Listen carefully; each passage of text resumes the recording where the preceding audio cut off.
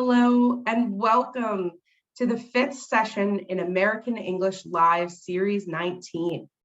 We are so excited that each of you are here with us today. My name is Kara, and I'll be with you today along with my colleague behind the scenes, Daria, who will be the moderator, helping answer your questions and responding to your comments during the session. Let's begin today with these wonderful audience comments from our most recent webinar, We Need to Talk, Discussions that Engage All Students with Chris Stillwell. Malala Tina from Madagascar, thank you so much for this session. It really helped me conduct an effective discussion with my class. I discovered new techniques such as using silence, nonverbal forms of participation and paraphrasing, which are really interesting and effective. Hoa from Vietnam shared, this session was really wonderful and useful. Some of my students are often passive and afraid of talking in front of the class, and this session will help me a lot in teaching skills in the class, especially speaking skills. And Joelle from Lebanon said, attending this session helped me enhance my skills in promoting student engagement, fostering inclusive participation, and creating a dynamic learning environment in my English language teaching practice. We love to see our teacher participants actively engaged in professional development. So please continue to share your thoughts about our webinars by offering feedback through the end of session quiz form or by emailing them to americanenglishwebinars@fhi360.org. We may feature one of your comments during the next session. Throughout Series 19, we are exploring a variety of strategies for building academic skills for success in the EFL classroom. We hope you are able to use the practical ideas we share. So here is what to expect today. The session is about 60 minutes long. The presenter will present the material, and I, as your host, will ask questions and make comments too. But we really hope to hear from you, our audience, so that we can address your ideas and experiences. So please share your thoughts using the comments feature or the chat box throughout the session. When our session comes to a close, you will have an opportunity to receive a digital badge for your participation. At the end of the webinar, we will share a link in the comments. Click on that link and complete a short quiz about today's session. You must answer 2 out of 3 multiple choice questions correctly. Once you have successfully passed the quiz, you can expect to get your badge via email within about a week. Before we begin, we want to let you know about our Teaching English to Young Learners MOOC, or Massive Open Online Course. In this free course, participants will learn approaches to teaching English as a foreign language that are effective, fun, and engaging for children. Enrollment is now open and the course will begin on April 15th. Use the link being shared by the moderator to learn more and enroll today. Now for today's webinar, Connection Making and the American Short Story. Using an O. Henry short story as the anchor text, participants in this webinar will explore and experience a series of flexible, dynamic, and multimodal cooperative strategies for text-to-self, text-to-text, and text-to-world connection making for use with English language learners in a variety of educational settings. And we are pleased to introduce our fantastic presenter, Dr. Spencer Salas. Spencer is a professor in the Department of Middle, Secondary, and K-12 Education at the University of North Carolina at Charlotte, whose interdisciplinary scholarships examines U.S. Latinization in New South contexts. He has been a Fulbright Fellow to Romania, Guatemala, and South Africa, and a frequent U.S. Department of State English language specialist. He writes for a broad range of audiences with recent features in manuscripts in the Urban Review, Equity and Excellence in Education, and the Bilingual Research Journal. He is the co-editor of Vygotsky in 21st Century Society, U.S. Latinos and Educational Policy, Education in the New Latino South, and the TESOL Encyclopedia of English Language Teaching, first edition. Welcome, Spencer. We're so happy to have you. Well, thank you so much, Cara, for that kind introduction. And like you said, the title of today's webinar is Connection Making in the American Short Story. But before we begin, I'd like to thank my colleagues and friends at the U.S. Department of State and FHI 360 for making this session possible. And you've met Cara, of course, so I'd like to begin by thanking Cara and Doria Jackson, also Elena Black, Brooke Lindsay, and from the Office of English Language Programs, Chris McDonald and Darlene Wiggins-Dockery. And I'd like to thank all of you teachers for taking your time out of your very busy day to join me from my office at the University of North Carolina at Charlotte. And here you can see on the map where Charlotte is. The University of North Carolina at Charlotte is the second largest public university in the NC system. And the Cato College of Education is an engine of undergraduate and graduate teacher education degree programs. So the work we do is to prepare teachers like yourselves to serve in K through 12 schools. And it's so great to have you here with me today. So in terms of an agenda, this is what I propose. Let's begin by thinking about the benefits and challenges of reading classic American short stories with adolescents. Then I'd like to explore 3 types of connections that we can help adolescent readers and readers in general make with text. We'll try applying text to self, text to text, and text to world connection making to a short story called Transients in Arcadia.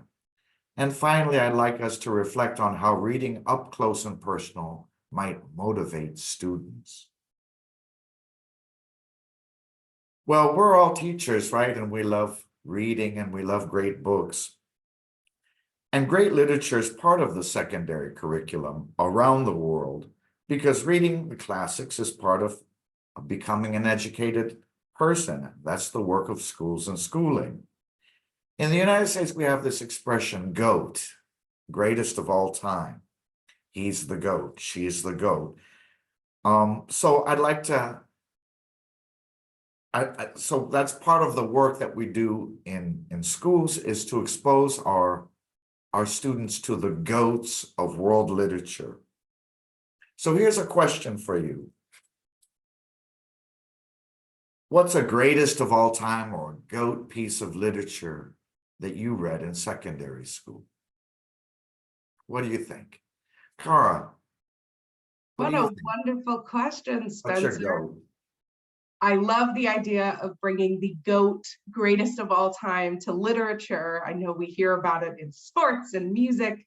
So wonderful to bring it to literature. I think my GOAT piece of literature for secondary school is Beloved, which is a novel by Toni Morrison, set in the post-slavery era in the United States. It was one of my favorites in high school and is one of my favorites to read now as an adult. So I am excited to see what our audience thinks. What is the greatest of all time piece of literature that you read in secondary school? What is your GOAT? I'm seeing some saying Robinson Crusoe, The Gift of the Magi by O. Henry. You are definitely in the right session, Maria. We'll be talking about O. Henry quite a bit today. We have Serge saying Autobiography of Miss Jane Pittman. Great. We have Yushian saying The Road Not Taken by Robert Frost.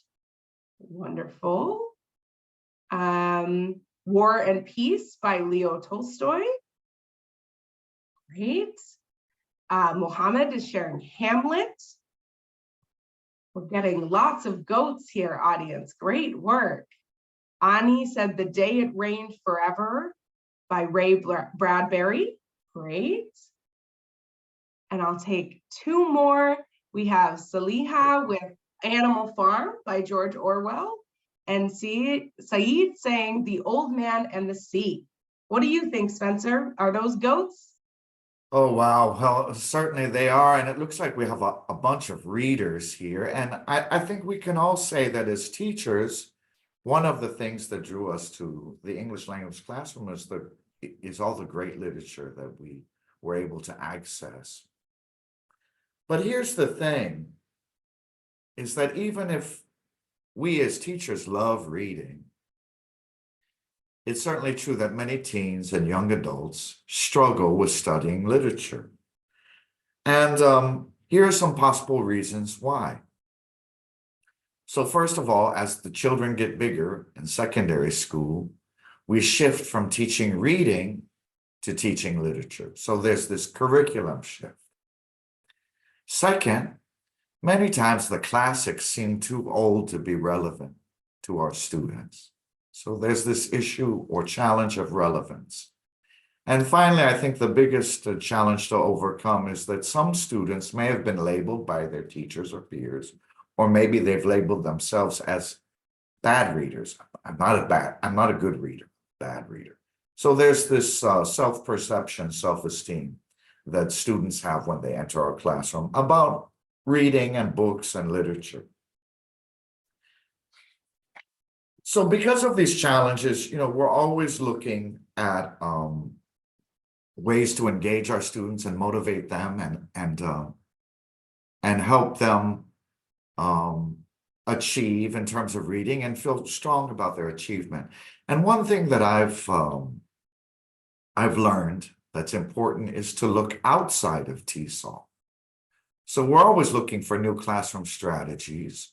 And one thing I've done is to collaborate extensively around adolescents' engagement with literature with my colleagues, both in theater education and reading and elementary education. So even though this idea of connection making has been around for a long time, and we don't even know who started this idea, it's been around that long. I hadn't, as a TESOL professional, heard of this language of text to self, text to text, text to world connection making until I began working with elementary school teachers. That was the first time a teacher said, oh, that's a text to self connection. So sometimes I think it's important to look outside of our community of practice and see what we can learn from our colleagues in different disciplines. So one thing for sure that we can learn from our elementary school colleagues is the importance of personalizing reading and finding ways to help readers see themselves in whatever it is that they're reading, whether it be a classic text or a textbook or something within our prescribed curriculum. So in a reader, the idea is try to make reading up close and personal. And in a reader response framework, reading is seen as a creative process that elevates readers as co-authors. So the question changes from what does the text mean to what does the text mean to me? In other words, a reader response approach is about making connections. And here are 3 types of connections that I'd like to discuss with you today and try out. Text to self. How can I connect this text, or what I'm reading, to my life? Text to text. How can I connect this story or text to another that I've read? Text to world. How can I connect this text to something happening in the world? So in terms of getting started, this is what I recommend. First, select a short text. And you're going to work some with the text, right?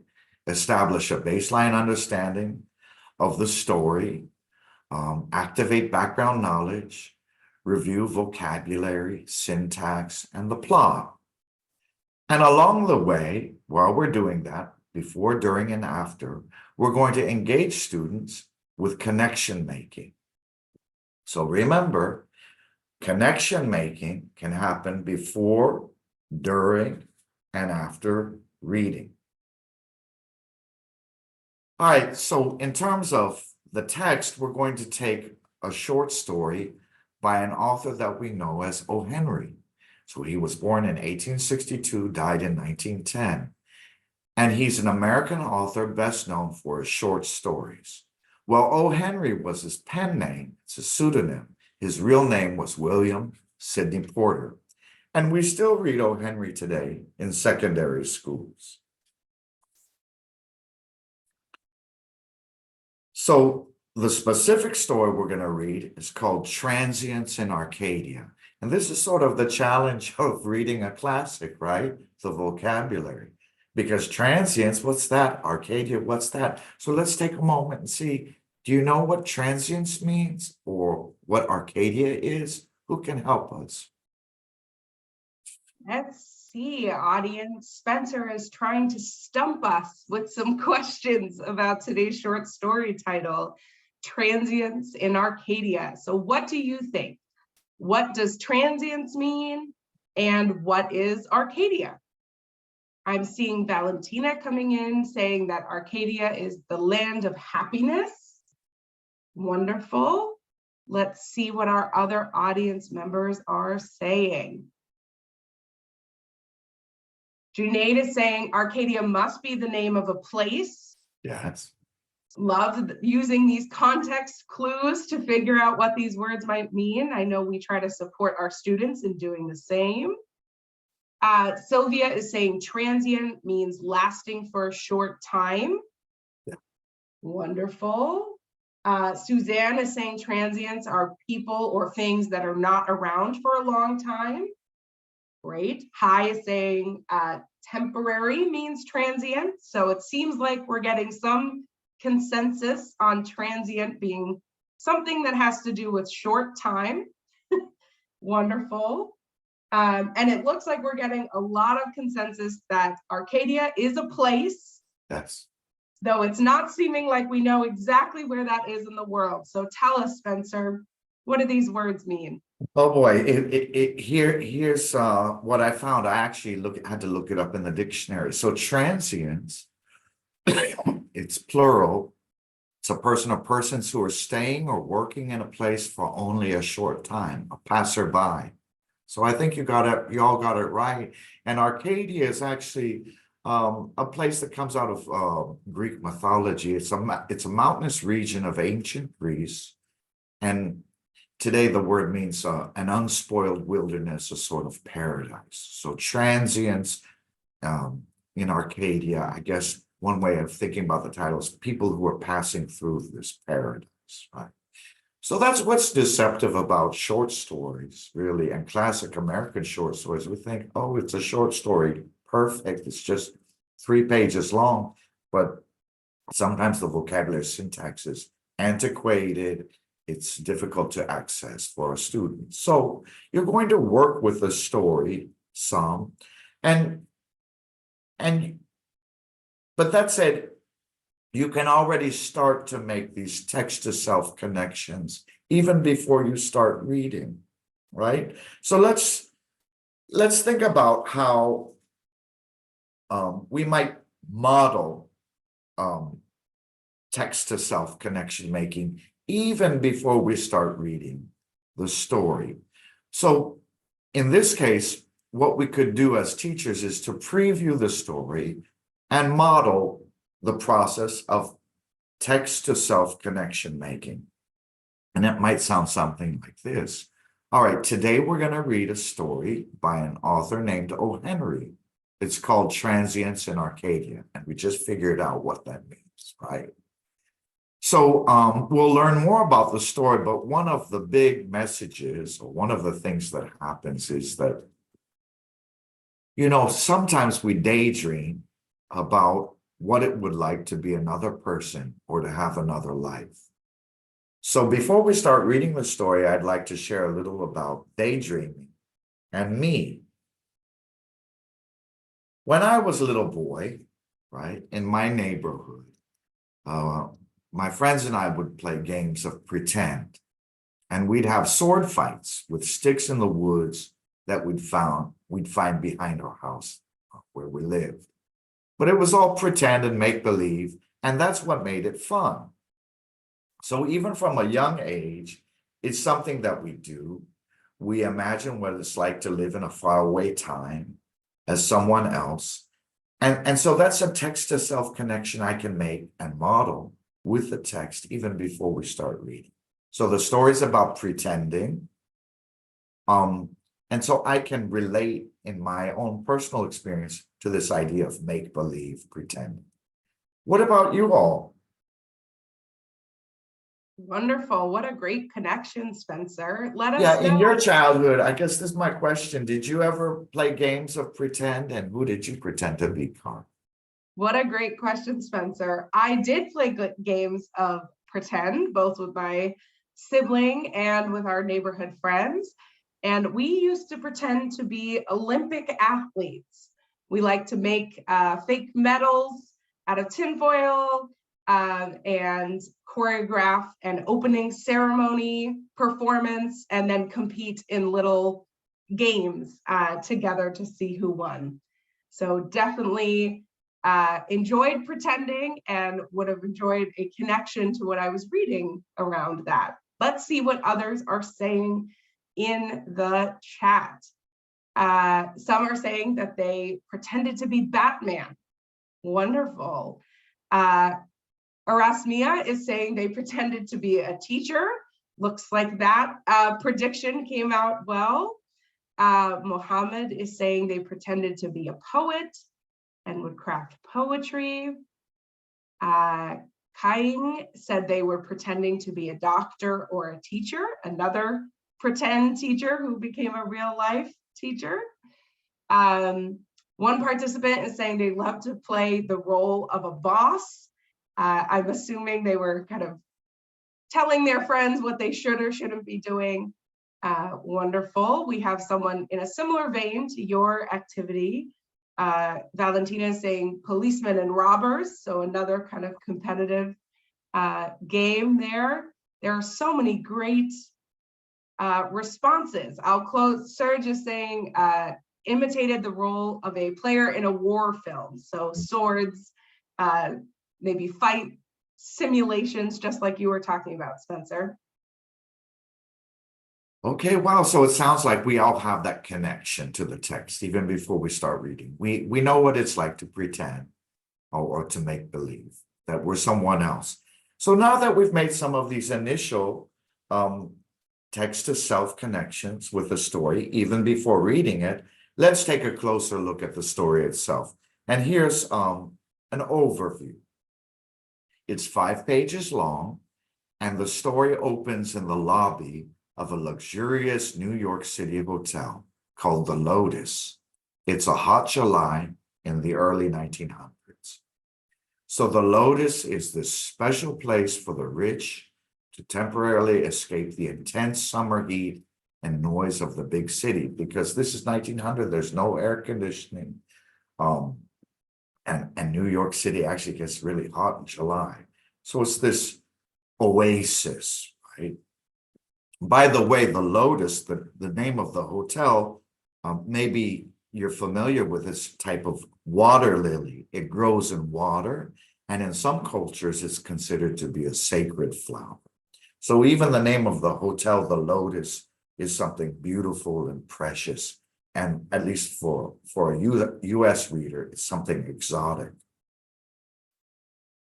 So we're in the hotel and we meet 2 mysterious guests. The first, Madame Eloise Darcy Beaumont, is rumored to be a great lady. Nobody knows her, but that's what everybody's saying is, oh, she's beautiful and important.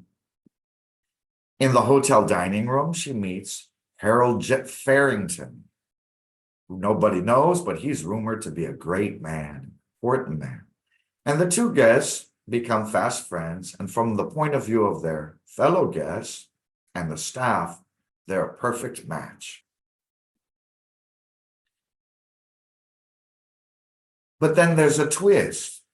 The night before, excuse me, Madame Darcy Beaumont's rumored departure for Europe, she reveals at the dinner table to Harold Farrington that her real name is Mamie Siviter.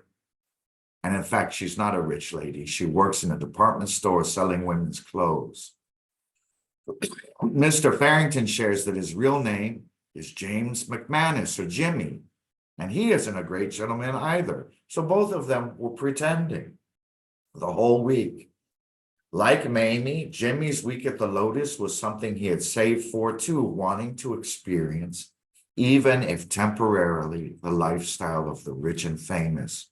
And the way the story ends is that Mamie and Jimmy agree to meet each other again as themselves, as their true selves, at Coney Island, which is a working class beach park in Brooklyn, New York. And you can still visit Coney Island if you ever get to New York City. So I'm going to read you a passage just so you can hear what it sounds like.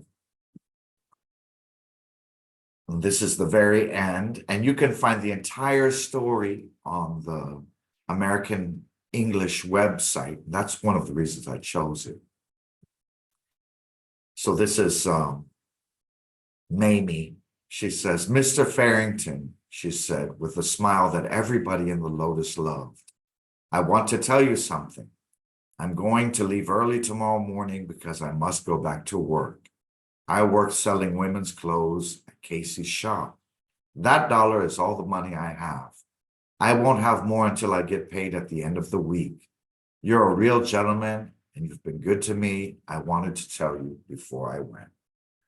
So, that's sort of the surprise is she thinks she's the one that's been pretending, but in fact, he's been pretending too. So in the end, it's an ironic commentary, right, on the materialism of US society. So to recap,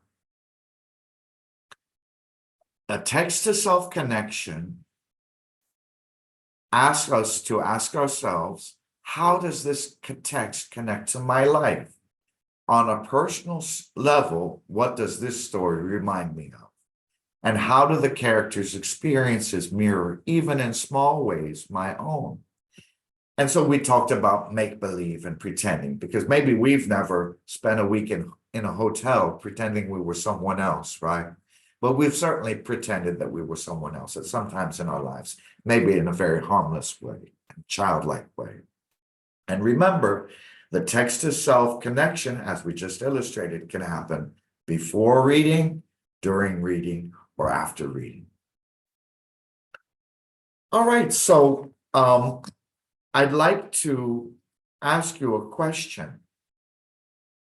What do you think the potential benefits of having students make text-to-self connections are?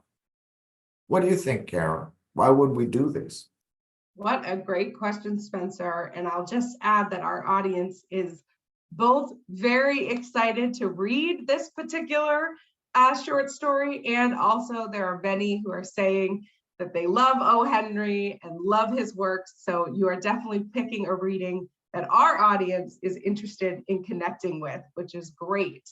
I'm already seeing some responses coming in to the question of what are some possible benefits of having students make text-to-self connections.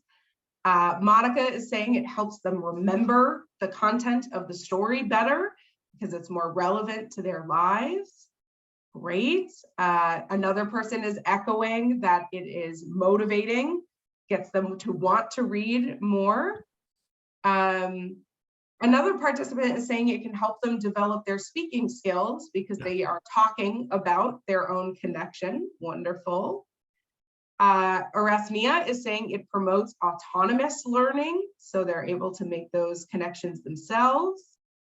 Great. Junaid is also saying it will help them remember the content for a longer period of time. Manuel is saying it will create an emotional connection with the content and help students get to a deeper understanding. That's a great response, Manuel. I was also thinking empathy and compassion. It's easier to build that when you're connecting the text to the self. And lastly, Tina is saying that it provides room for them to think critically and connect everything to their real life, which makes it relevant. Spencer, what do you think about these responses? Wow, these are amazing. Yeah, this is just amazing. So it sounds like we can all agree that text to self connection making is a powerful strategy that we can use to engage adolescent readers and readers of any age. In addition to text to self connection making, we can also help our students or encourage our students to make text to text connections. So a text to text connection, like it sounds, asks readers to connect the current reading with something they've read before. The connection might be at the level of a storyline. It could be at the level of a specific character or characters, a theme of the reading, a stylistic convention, and so forth. It's really up to you, right? Now, when we're going to use the text-to-text connection-making move, here are some considerations. It could be that we try to connect or encourage our students to connect Transients in Arcadia to another American short story or some other work of fiction or nonfiction, and that would be great. But sometimes our students haven't read a whole lot of literature, or let's say of O. Henry or American short stories. And so we can think of text to text, we can think of text as something much larger, like a film is a text, music is a text, poetry is a text, photography is a text, and so forth. So let's take another look at a passage from O. Henry and think about what sort of text-to-text connections we might make. Let me read this passage to you. And this comes early on in the story. Madam was alone in the Hotel Lotus. She rose from bed in the late morning. She was then a sweet, soft person who seemed to shine quietly. But at dinner, she was different. She would wear a beautiful dress. Always there were red flowers at her shoulder. When the head waiter saw a dress like this, he met it at the door. You thought of Paris when you saw it, and of theater and old romances. It was said she was a woman who had traveled all over the world. It was said she knew the most important people everywhere. All right, so in terms of O. Henry and contemporary texts, when I read that passage, at least, I think of music, right? Pop music. And here are three songs that come to mind, and I think you might know some of them. The first one's by Bad Bunny, Cardi B, and J Balvin. It's the 2018 hit, I Like It. And it's about that same materialism that O. Henry exposed a century ago. Or maybe if you're an Ariana Grande fan, you might think of her 2019 single, 7 Rings. Or if you're as old as I am, you might think of Madonna's 1985 single, Material Girl, which is another commentary on the materialism of modern society. So those are 3 examples of text, which are songs, right? The students might know how they might connect these contemporary popular text, musical text, to the passage we just read. Well, let's look at how we structure a classroom activity. So if we were going to do a text-to-text classroom activity, I divide the class into smaller groups, and I tell them that each group, the goal is to produce a soundtrack, a musical soundtrack, to go with a film version of the O. Henry story. So we're going to film Transients in Arcadia, and we need some music to support the cinematography. So pick a moment of the text, like we just did, and pose the question, what song would you juxtapose or put against this passage to create additional meaning? Next, have the small groups of students brainstorm and then decide on a song that they see as somehow connected to the storyline or a character in the story. Ask them to copy the specific lyrics of the song that they connect to transients in Arcadia and prepare to explain, and this is very important, to explain to their peers what's the connection they're making. And once the students are ready, have them present to the class and then ask for feedback from their peers about their short story soundtrack. Okay, so let's read it again and let me ask you this question. Here's another, let's read the same passage again. And the question is, what song would you play with this passage to create additional meaning? So I'll read it once more and you try and think of a song you know. Maybe we don't know the song, but you can share it anyhow. Madam was alone in the Hotel Lotus. She rose from bed late in the morning. She was then a sweet, soft person who seemed to shine quietly. But at dinner, she was different. She would wear a beautiful dress. Always there were red flowers at her shoulder. When the head waiter saw a dress like this, he met it at the door. You thought of Paris when you saw it, and of the theater and of old romances. It was said she was a woman who had traveled all over the world. It was said that she knew the most important people everywhere. Okay, so what song comes to mind? What would be your soundtrack? Any ideas? Wow, Spencer, what an amazing activity. We have so many people in the chat box talking about how this type of connection can really help students enhance their creativity, bring fun into the classroom, and let them use their imagination a little bit, which is fantastic. We have lots of song requests for our playlist with this passage coming in. Some are saying Lady in Red, Yeah. Hotel California, Pretty Woman. We have another person saying Hotel California. Wonderful. Let's see. One Night in Dubai. Great. A few people are saying Pretty Woman. We also have people doing what I frequently have to do, which is adding the lyrics of the song and not the title, because we can't quite remember. So someone's saying a song that talks about a lonely, broken angel. Wonderful. Let's see what else is coming in. You Are So Beautiful to Me, Beautiful Oh, wow. Girl. Great. Wonderful. I know when I was reading the passage, I was thinking of Uptown Girl, which is a Billy Joel song, or even a Britney Spears song called Lucky, about someone who you would think is famous and happy and then ends up not being so. So a little bit of that pretend element. Great. We just have a lot of folks who are really excited to have their class use this type of activity with their own reading in their curriculum. So thanks so much, Spencer. Oh, my pleasure. I even think of now Shine Bright Like a Diamond. You know that song? Okay. Or an old song, Diamonds Are Forever, if you're a James Bond fan, right?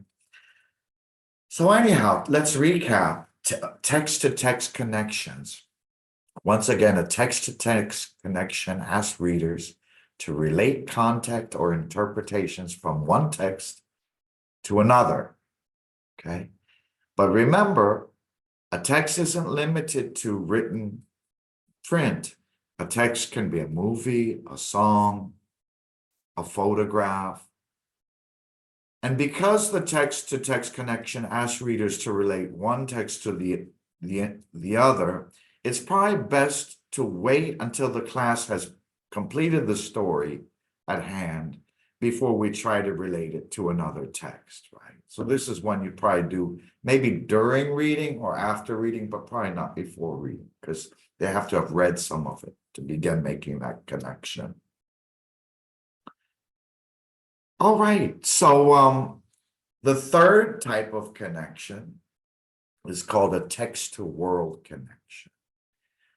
And this is also an important connection that we want to encourage students to make beyond the text itself and the text-to-text. this type of connection pushes the storyline, the theme, the characters, and the messaging of the text into our world, into the present day, by asking readers to relate the text to something that's happening right now in our communities, in our society, in our world. So again, teachers can model, and it's always great for teachers to model the strategy, or whatever we're wanting our students to do. Let me show you how I do it, and I'll think aloud. So I might model it, and it might sound like this. So one text to world connection that I can make is that between transience in Arcadia and contemporary US society is that in the United States, I think it's safe to say that we've never let go of the idea that the more money people have, somehow money adds to their merit, and having money makes us better people, or at least more deserving, more important people. And that's part of our free market tradition, this idea that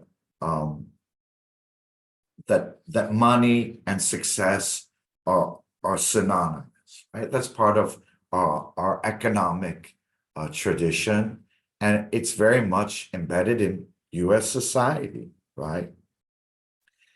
So a creative way of getting at text to world connection making would be to scaffold a classroom activity.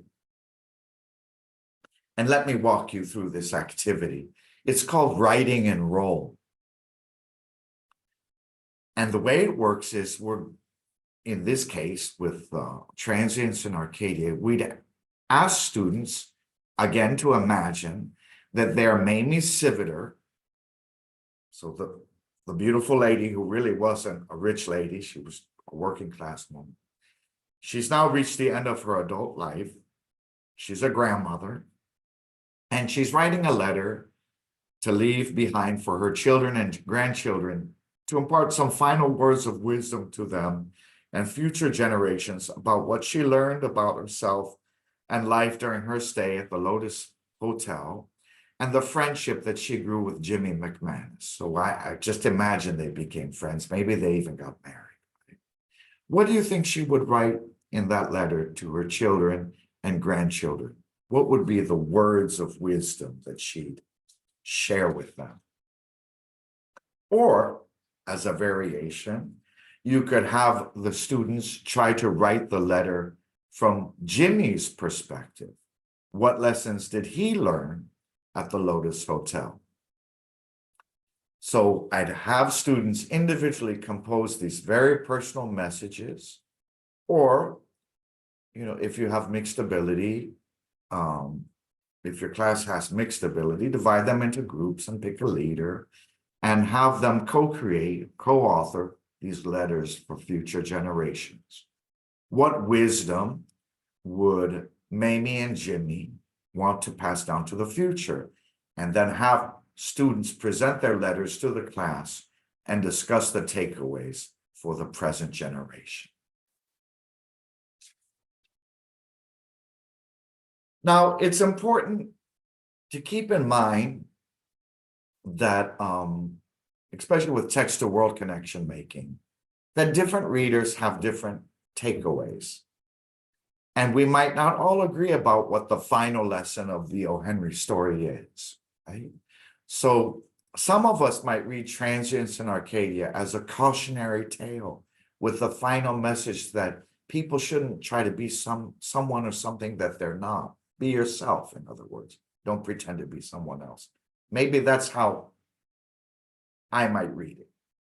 But then others might argue that, well, hey, the story's two main characters were happy at the Lotus Hotel. They were happy pretending to be other people. And their role play, or their lie, right, led them to meet each other. So maybe that was a good thing. So other readers might say, well, I admire the two characters for saving up their small salaries for a specific goal, like spending a week at the Lotus. Others might think, well, that was a big waste of money because, they could have used that money for more important things, right? So again, the connection making process is shaped by the individual reader's point of view. And these might vary widely, and that's okay, right? Because the question is, what does the text mean to me, right? So we can have all sorts of responses, but it's important to ask the students to articulate why, this is my text to self, text to text, text to world connection, and to ask them to elaborate. So to recap, in today's session, we've taken up this idea of reader response, and we've moved away from asking, what does the text mean? So this singular meaning, to what does the text mean to me? We've personalized the reading, right?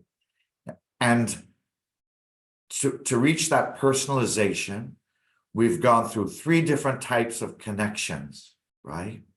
Text to self, how can I connect this text to my life? Text to text, how can I connect this text to something else that I've read? And remember, a text doesn't have to be another story. It could be a song, a film, a photograph. And finally, text to world, how can I connect this story, this classic American short story that's 100 years old, to something that I've read, or to something that's happening in the world right now? So I do have a question for you, before we leave. Of the 3 connection types, text to self, text to text, text to world, which would be the most motivating for your students as they're taking up a classic American short story? And which connection type might be more challenging? What do you think? What a great question, Spencer. And while our audience is thinking about that, I had a comment and question I wanted to share back with you. The first is related to that text to text, in this case, song connection we talked about. And Mehreen shared that their students presented an eco-linguistic analysis of the Material Girl song, and that they found that to be really fun to do in their Pakistani context. So I thought I would share that with you, that it sounds like using those current songs to draw students into the content is happening in some teachers' classrooms, which is fantastic. We also got a question about an acknowledgement that reading short stories is really good for English learners, but as you mentioned with your opening question, the text level can sometimes be really challenging for beginner readers.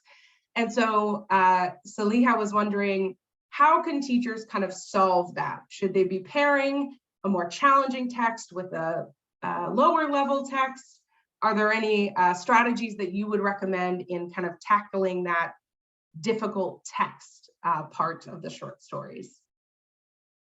Well, that's a great question. And I think one of the reasons we do O. Henry in the United States is part of the required curriculum.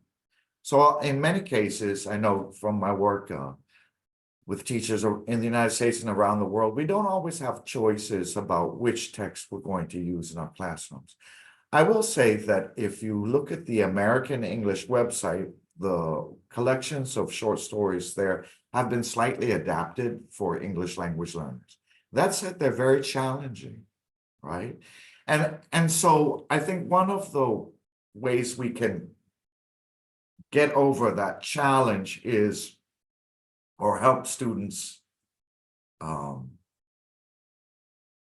not feel frustrated and just give up, right? Because, even if we look at the title of Transits in Arcadia, it doesn't really make a lot of sense at first, is that we can affirm that they can be successful in terms of this connection making.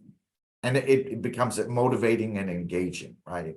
So at the same time, we're working through the text and working through all these difficult language forms and this obscure vocabulary. We're going to try to encourage them, hey, it seems like it's really hard, but you've had the same experience that the author is writing about at some point in your life.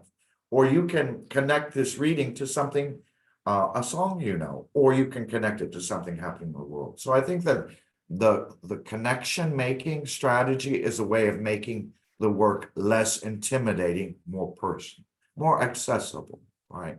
But we recognize the literature curriculum can be challenging, and I think in a more traditional classroom space, students simply wait for the teacher to tell the readers, this is what the text means, right? But now we're reading up close and personal, and we're flipping the question. The text can mean different things to different people, and let's start making connections with it.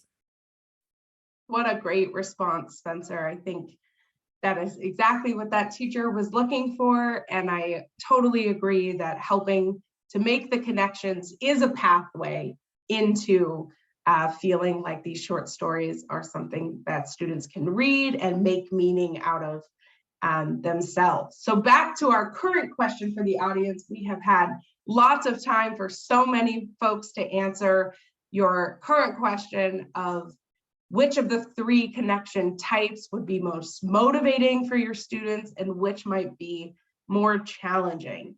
It's seeming like we have a pretty strong consensus that text to self would be the most motivating because it centers the student and their experience and their perspective and makes the most direct connection between the student and the text. Some are noting that for those students who maybe are a little bit shyer or wary of sharing about their personal life, that may take some support and safety and trust building in the classroom. I thought that was an interesting point. Great sharing, teacher. Some are also saying that text to world is more challenging because it requires students to have a broader kind of awareness to contextualize the reading. And some are saying that it means that students will have to do other extensive reading to be able to connect to bigger world things, but that it can be very valuable when they are able to build those connections. And we have a lot of praise and excitement around using the text to text or text to song or photograph. Some teachers are saying this was the first time they've ever had that kind of connection presented to them, and they're really excited to try it out in their classrooms. So thank you so much, Spencer, for sharing this with our audience. Oh, that's my pleasure. And I'll add too that another way to think of text to world, it could be text to community or text to home, right? So in that space of let's say home, text to community, text to contemporary society. All right. Well, to end, I want to share something that I learned, some final thoughts about O. Henry, and some things I learned as I was preparing this webinar and the forum article that accompanies it.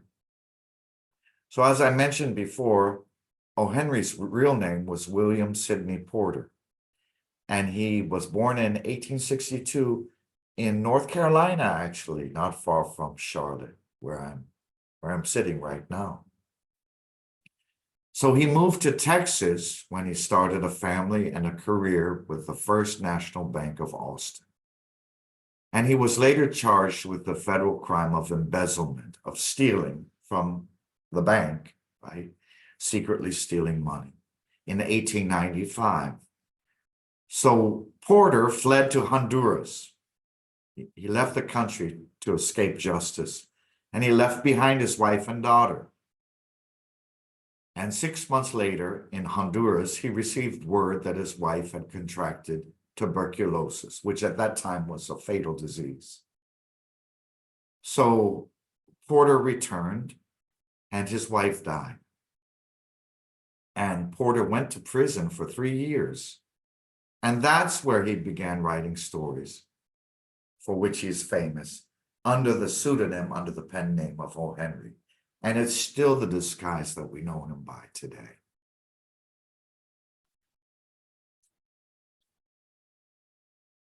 So we imagine that the characters that Porter and O. Henry invented, such as Madame Eloise, right, or Harold Farrington, were his way of making sense of and rewriting his own life and making peace with the ghosts and regrets that must have haunted him until he died.